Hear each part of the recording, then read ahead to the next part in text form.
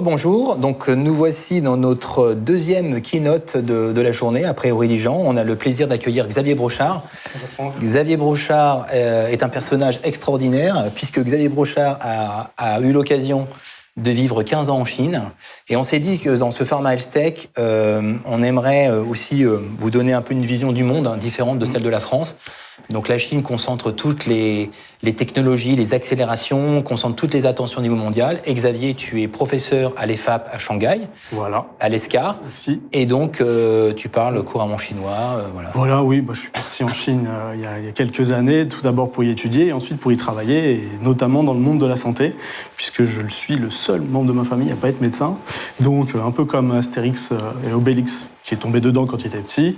Je suis très fortement intéressé au monde médical, mais d'un point de vue plus marketing et commercial. Donc voilà, merci pour l'introduction. On t'écoute. Ouais, et donc, merci à tous, bonjour à tous qui nous écoutez. Donc, je vais vous faire une petite présentation keynote pour vous expliquer un petit peu les changements dont j'ai pu, auxquels j'ai eu la chance de pouvoir assister en fait pendant une quinzaine d'années sur place en Chine. On va dire aussi bien en tant que moi-même patient, puisque je connais pas mal le système de santé chinois, mais aussi en tant qu'acteur, puisque j'ai travaillé en agence digitale et notamment chez Publicis et chez Macan Santé, et à chaque fois donc pour aider les sociétés pharmaceutiques en Chine à promouvoir leurs différents produits, puis travailler aussi sur des projets d'innovation chinois. Donc tout de suite, je voudrais quand même refaire un petit, pas un rappel, mais expliquer un peu ce qu'était le système de santé chinois, et qu'il l'est encore un petit peu aujourd'hui, puisque la Chine, c'est un grand pays. C'est un pays qui fait quand même 17 fois la France, et c'est pas forcément un pays très uniforme. Donc le système de santé chinois, à l'origine, c'est un système qui est quand même extrêmement basé sur les hôpitaux. Il n'y a pas vraiment de médecine de ville. Il y a quelques cliniques privées, mais il y a aussi des hôpitaux publics qui sont en fait la majorité du système de soins, c'est 96% des établissements de santé en Chine, et des hôpitaux qui ont des tailles gigantesques, un petit peu comme tout ce qui se passe en Chine. Ensuite, il y a un nombre important de patients. Je pense que vous pouvez peut-être voir la photo à l'écran, qui va peut-être vous rappeler les premiers épisodes, les premières semaines du Covid en Chine, où on voyait en fait des gens faire la queue dans un hôpital avec leur tabouret. Et ce qui se passe en fait, c'est que ça reste comme ça dans la plupart des hôpitaux chinois encore aujourd'hui. Il y a énormément de monde qui vient en fait consulter les médecins. Pourquoi ? Parce qu'il y a un très gros problème en fait de triage et d'accès aux soins au début. On n'a pas forcément un système avec une médecine de ville qui vous permet d'abord de voir un généraliste qui vous envoie vers un spécialiste. Quand vous avez un souci, vous allez directement à l'hôpital en Chine. Donc ça crée un engorgement. Cet engorgement est encore plus problématique du fait aussi du sous-effectif des professionnels de santé chinois. Là, je vous ai pris les exemples en exemple, en fait, pour illustrer ce point, les chiffres de l'OCDE. On se rend compte qu'en Chine, il y a 2 médecins pour 1000 habitants et 2,7 infirmières pour 1000 habitants. À titre de comparaison, la France, c'est quasiment double en termes de médecins. On est à 3,4. Et en Autriche, qui est le pays le plus équipé, si je peux le dire comme ça, on a 5,7 médecins par 1000 habitants. Et les infirmières, en Norvège, on est à 17 infirmières et aides-soignants par 1000 habitants. Donc, les médecins, les infirmières sont en sous-effectif. Il y a un très gros problème aussi de carrière en Chine. Énormément d'étudiants abandonnent les études de médecine au bout de 4 ou 5 ans parce que la carrière n'attire pas vraiment. Donc quand on dit aussi professionnel de santé en sous-effectif, je mets quelques photos prises dans des hôpitaux où on se rend compte que les gens font la queue, on a des patients qui sont extrêmement nombreux, des patients qui dorment sur place avec leur famille aussi, la veille d'un examen ou pendant des périodes d'hospitalisation plus longues, et pour lesquelles aussi la famille est non seulement présente pour soutenir en fait le membre de sa famille qui est patient, mais également pour parfois quasiment procéder à des actes médicaux. C'est la photo qu'on peut voir en haut à droite où on se rend compte que donc, le médecin à gauche est en train de noter et c'est le papa qui est en train de prendre la mesure et la température de sa fille. Donc ça, c'est encore des images assez extrêmement courantes en Chine. Ensuite, on peut se dire qu'il y a un problème d'accès aux soins, forcément parce qu'il y a énormément de personnes dans les hôpitaux. On se rend compte aussi que la Chine est un pays quand même assez rural. Donc vous avez énormément de personnes sur les villes côtières, mais dès qu'on rentre dans le pays, la ruralité est quand même assez présente et qui ne permet pas en fait d'offrir exactement les mêmes qualités de soins qu'en ville, que dans les hôpitaux en ville. Et donc ça, c'est un point très important. Et le dernier point que je voulais illustrer en bas à droite, c'est un petit cartoon qui est malheureusement rappelle aussi une réalité. Il y a des violences hospitalières qui sont très importantes vis-à-vis des médecins, des aides-soignants. Un médecin voit en moyenne 60 à 80 patients par jour. Quand on détaille le nombre d'heures, ça fait 3 à 5 minutes par patient et ça va extrêmement vite. Il y a une pression qui est énorme et donc les médecins sont soumis à une pression extrêmement forte. Un autre souci du système de santé chinois, le problème de qualité des produits. Donc ça peut être un problème de qualité des produits, des équipements médicaux qui sont utilisés. J'ai moi-même travaillé dans l'équipement médical en Chine pendant plusieurs années et on se rend compte qu'une dizaine d'années après, on retrouve les mêmes acteurs, des acteurs qui se consacrent soit uniquement au marché chinois ou soit qui peuvent se consacrer au marché international puisqu'il y a des standards et des normes qui sont plus importantes. Donc on se rend compte aussi que l'équipement médical utilisé en Chine n'est pas toujours de la meilleure facture et principalement des problèmes de coût. Il y avait aussi jusqu'à récemment des très gros problèmes de contrefaçon de médicaments. La Chine est le premier pays au monde producteur de médicaments contrefaits. Toutes les publicités qu'on peut voir sur Internet, pour acheter du faux Viagra, tout est forcément fabriqué en Chine. Mais en fait, le premier à pâtir de ces contrefaçons, c'est le patient chinois en Chine. Donc tout cela, pour résumer, c'est une qualité de soins et un service médical rendu, comme on dirait chez nous, qui est assez faible et qui est assez frustrant. Donc ça fait partie en fait du constat qui a été fait par les autorités chinoises, donc vers la fin des années 2000. Et ensuite, en ajoutant à cela aussi une prévalence en forte augmentation des maladies chroniques. Je pense que tout le monde a entendu parler de la pollution en Chine. J'ai eu la chance de travailler sur des problèmes d'asthme en Chine. L'asthme en Chine est en train de faire des ravages. Pareil pour l'obésité infantile, à cause du changement de régime alimentaire. Et pareil aussi pour tout ce qui est maladie pulmonaire à cause du tabac. Donc, avant de passer à la partie suivante, c'est un constat qui a été fait par les autorités chinoises. Et ces autorités chinoises se sont dit, on va peut-être essayer de faire quelque chose. Bien évidemment, la Chine est un pays qui fonctionne par plans quinquennaux. Et l'élection de Xi Jinping pour la première fois qu'il dirigeait le pays, lorsqu'il est devenu premier secrétaire du Parti communiste chinois, il a bien indiqué que l'amélioration des services de santé chinois était clairement une priorité pour ce pays. Donc parallèlement, depuis la fin des années 2000, c'est aussi déclenché une révolution digitale. Alors cette révolution digitale, elle est assez simple à comprendre pour quiconque va sur place. La plupart des Chinois utilisent leur téléphone portable. Il y a différents sauts technologiques et aujourd'hui, un jeune Chinois qui va se connecter sur Internet, 99% du temps, il ne le fera jamais par un ordinateur. La plupart des Chinois ne savent plus ce qu'est un clavier d'ordinateur puisqu'ils utilisent tous leur téléphone portable. Donc on peut le voir ici que 98% des internautes chinois sont mobiles, se connectent via le mobile.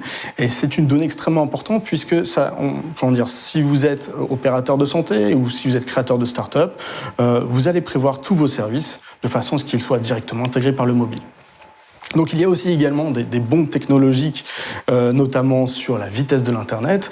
La 3G est arrivée au moment de l'iPhone 10, au début des années 2010. La 4G s'est rapidement généralisée dans tout le pays. Et enfin, la Chine, en 2020, est en train de déployer à très grande échelle ses antennes 5G. Je pense que tout le monde est en train d'entendre les problématiques de 5G en France, avec notamment un acteur chinois qui est extrêmement important, Huawei. En Chine, c'est une réalité, la 5G fonctionne aujourd'hui dans les grandes villes de Chine, le fonctionne même assez bien. On verra même qu'elle a servi pour le Covid dans différents cas. Ensuite, l'avènement du e-commerce est une fonction extrêmement importante. La Chine a énormément développé en fait son Internet de par le commerce qui était effectué. Donc les sites e-commerce se sont très rapidement développés, notamment les applications. Vous connaissez tous une société comme Alibaba qui est le numéro 1 en fait du e-commerce en Chine et voire du e-commerce mondial, et qui a permis en fait à des millions de Chinois aussi, des millions d'entrepreneurs de pouvoir créer leur boutique en ligne. Et à cela s'est ajoutée une autre problématique que les spécialistes du e-commerce citeront assez fréquemment, qui est la logistique du dernier kilomètre, qui n'est pas quelque chose d'extrêmement simple en fait à faire en Chine, puisqu'on a expliqué la Chine est un très grand pays avec une partie urbaine et une partie rurale. Et ces 3-4 dernières années, les grandes entreprises de logistique ont notamment SF Express, peut-être que vous en avez entendu parler, ont résolu en fait, ce problème de logistique du dernier kilomètre. Ce qui fait qu'aujourd'hui, vous êtes en Chine, dans un milieu, un petit village, vous pouvez commander quelque chose depuis votre application et vous serez livré dans les 12 heures, même si la plus grande ville à côté de chez vous est à 200 km. Enfin, le modèle d'utilisation intensive et raisonné des données, je dirais ça là comme ça. En Chine, il y a une forte appétence à l'utilisation des services en ligne. Cela implique aussi un accord en fait, des utilisateurs pour que leurs données soient utilisées. Alors pour cela, en fait, on se rend compte que les Chinois n'ont aucun souci sur l'utilisation de leurs données. Différents facteurs pour cela. Il y a forcément un facteur historique, avec la révolution culturelle, où il y a eu beaucoup de soucis lorsqu'on essayait de cacher des choses. Donc les Chinois, lorsqu'ils sont en ligne, ne cachent plus forcément grand-chose. Ensuite, il y a eu la fin de l'anonymat sur Internet, qui est arrivée en 2017. Chaque adresse IP, chaque appareil qui est connecté à Internet doit être relié à une identité en Chine et doit être relié à un numéro de portable. Et chaque numéro de portable, vous ne pouvez pas ouvrir une ligne de numéro de portable sans de présenter une pièce d'identité.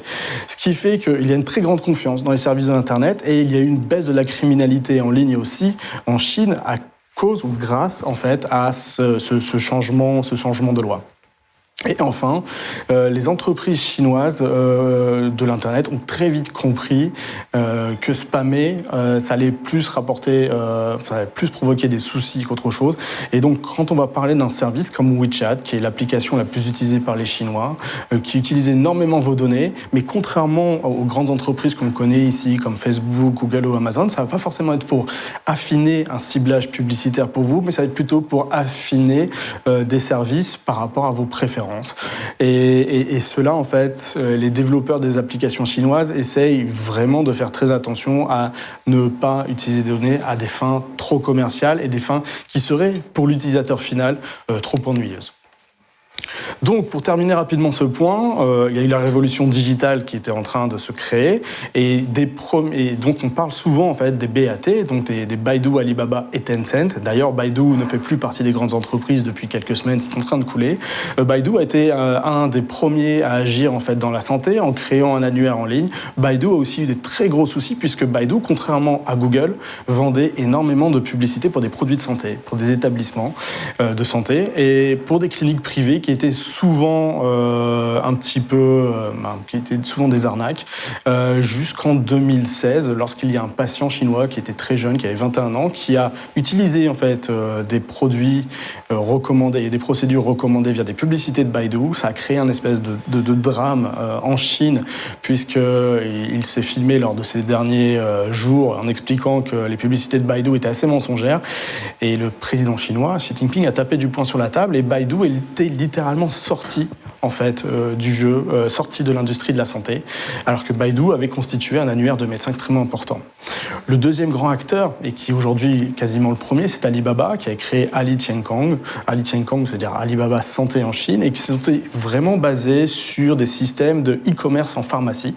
Et le troisième, Tencent, qui est la société mère de WeChat, l'application la plus utilisée en Chine.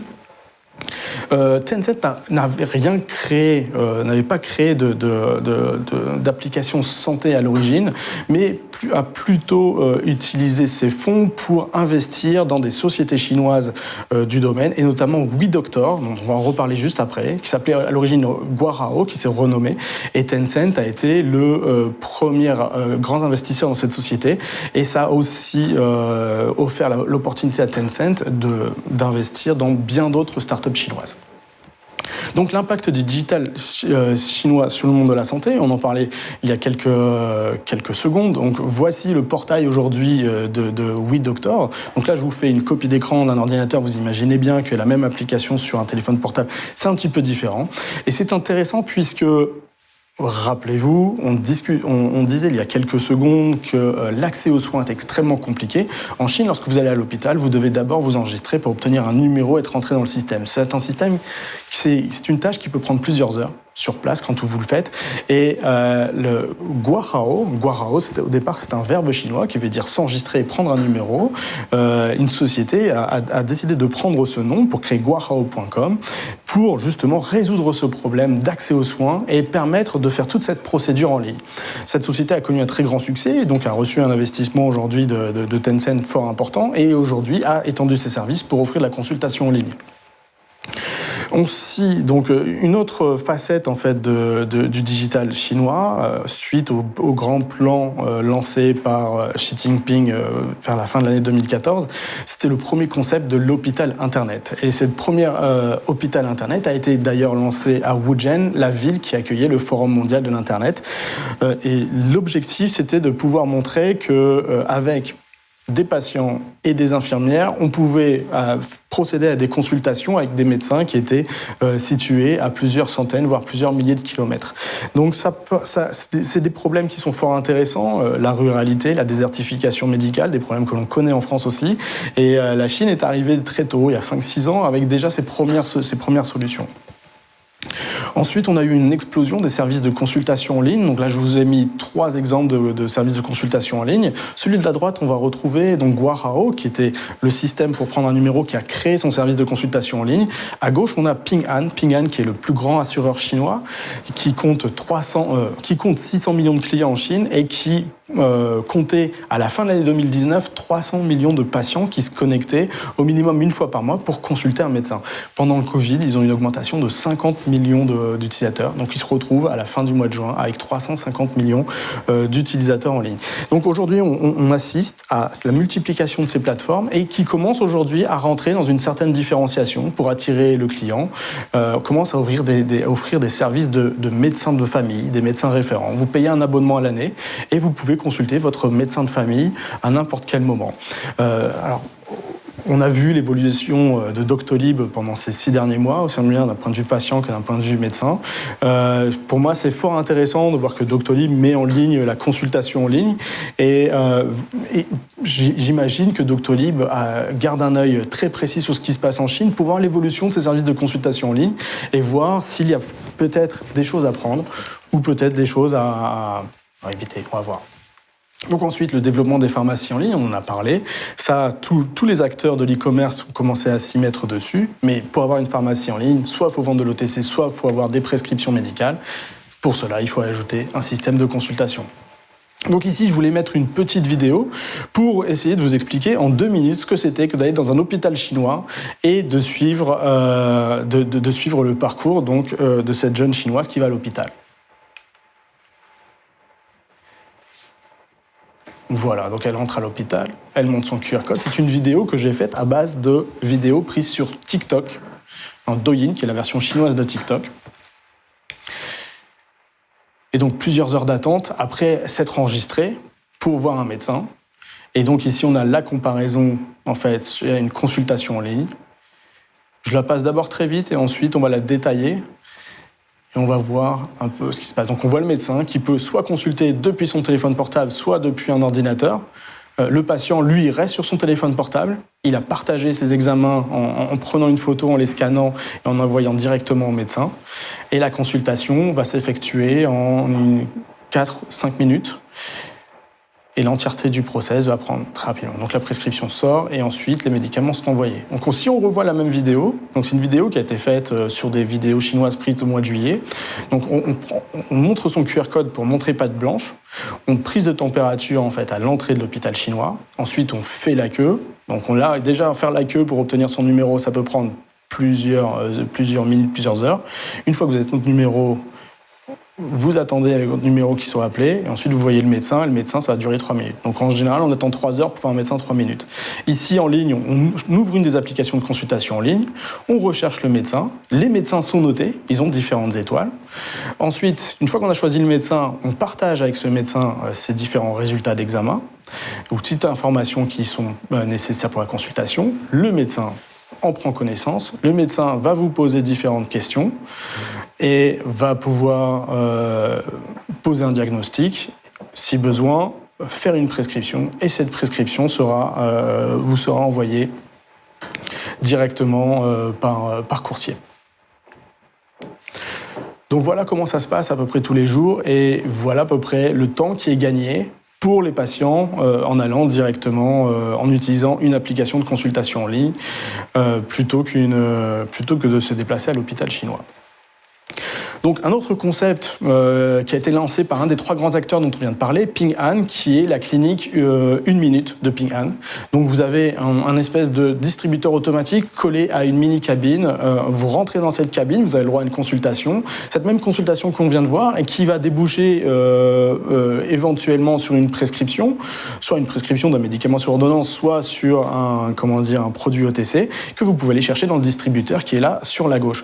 Et ensuite, ce distributeur, vous pouvez l'utiliser aussi sans consultation.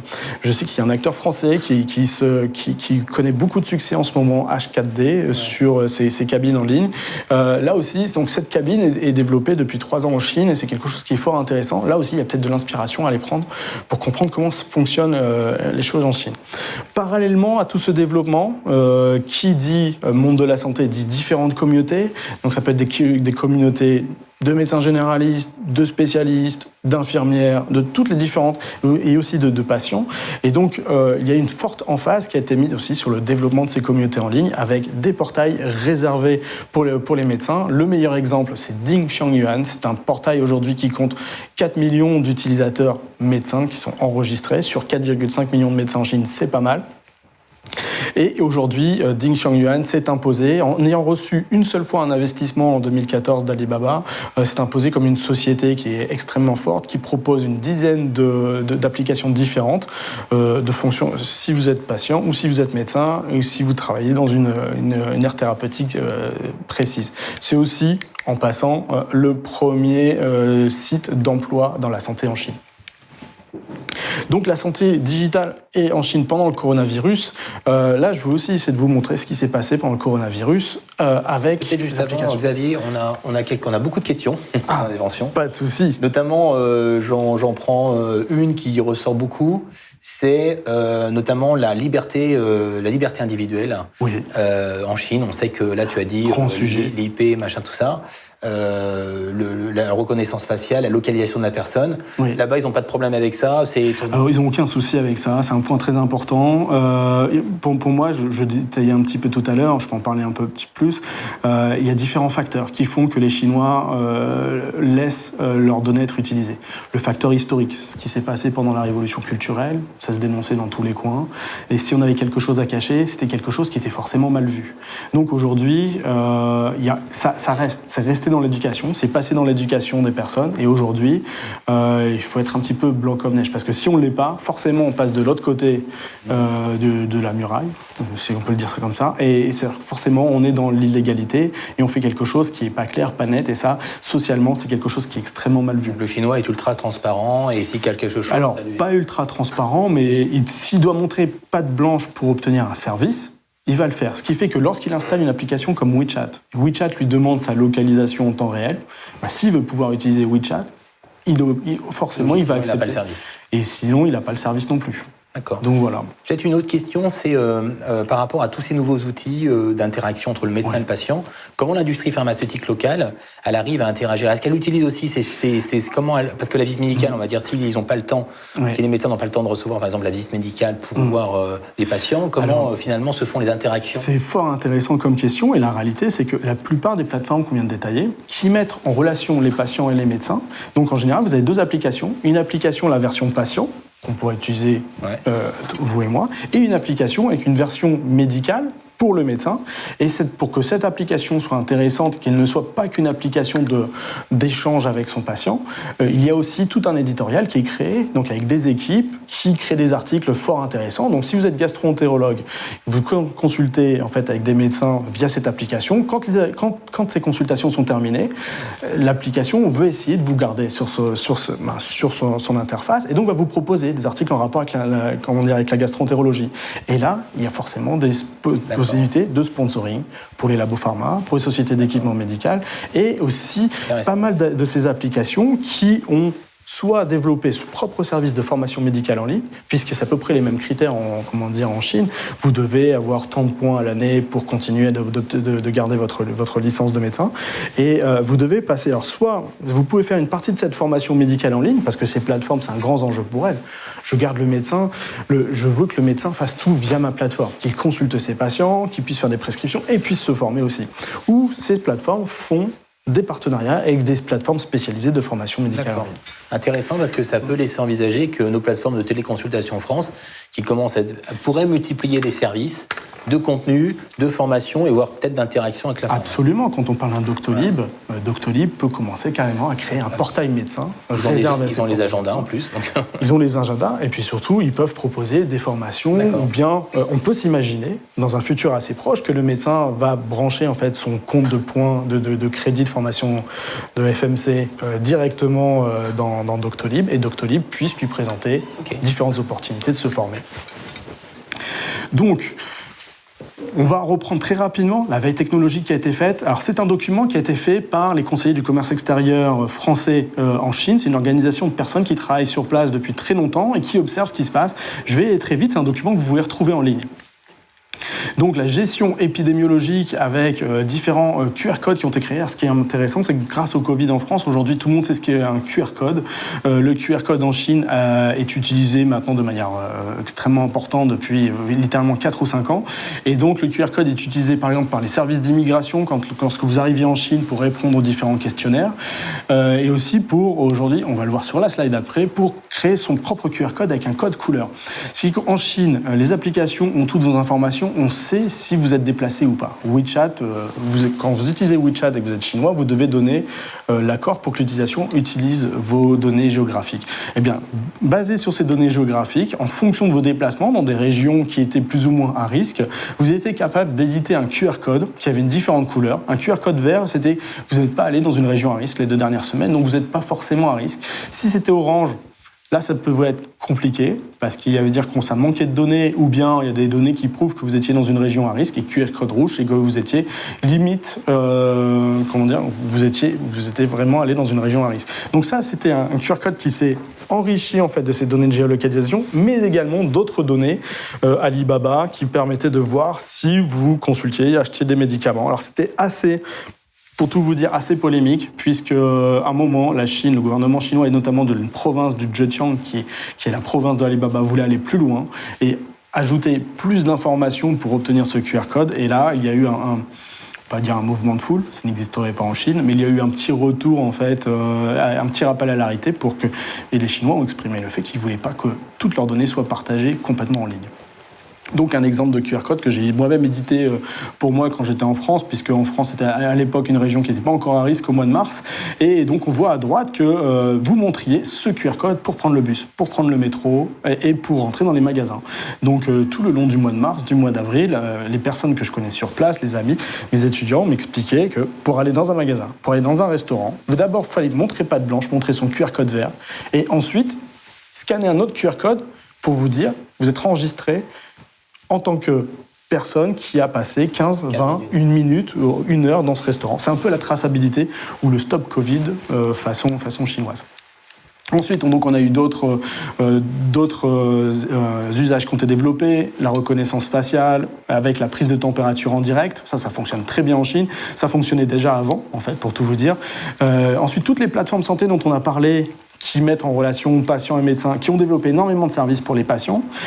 Sur la droite, on va se rendre compte aussi que la 5G permettait en fait de pouvoir désengorger certains départements d'hôpitaux chinois qui croulaient sous le boulot par rapport aux radiographies interprétées et envoyer en 5G les radiographies à d'autres hôpitaux qui avaient un petit peu moins de cas à traiter pour éventuellement poser un diagnostic. On se rend compte aussi on avait des cartes de géolocalisation des cas de Covid. Donc vous pouviez savoir littéralement si dans votre résidence, dans le quartier de votre ville, combien de personnes avaient eu le Covid. Et ça, c'est quelque chose qui est extrêmement borderline d'un point de vue français, mais qui en Chine est tout à fait normal. Donc voilà, enfin, les applications de services. Donc on voit Ding Xiangyuan, qui est le plus grand portail chinois pour les médecins, qui a créé toute une interface de patients et qui permettait de suivre au jour le jour l'évolution des cas dans votre quartier, dans votre province, et qui était capable aussi de vous proposer différents services. Et donc cette application a été faite par tous les grands acteurs chinois, Alibaba, Tencent, qui ajoutaient aussi, eux, ensuite leur propre service de divertissement, puisque quand on reste 24 heures sur 24 à la maison, c'est ce que c'est. Et à un moment, on a besoin de se divertir, on a besoin de faire ses courses en ligne. Et donc, Alibaba, avec Alipay, et Tencent, avec WeChat, sont aussi les grands gagnants de cette crise en Chine. Donc ensuite, d'un point de vue international, ce qui est plus intéressant, donc on se rend compte que Ping An,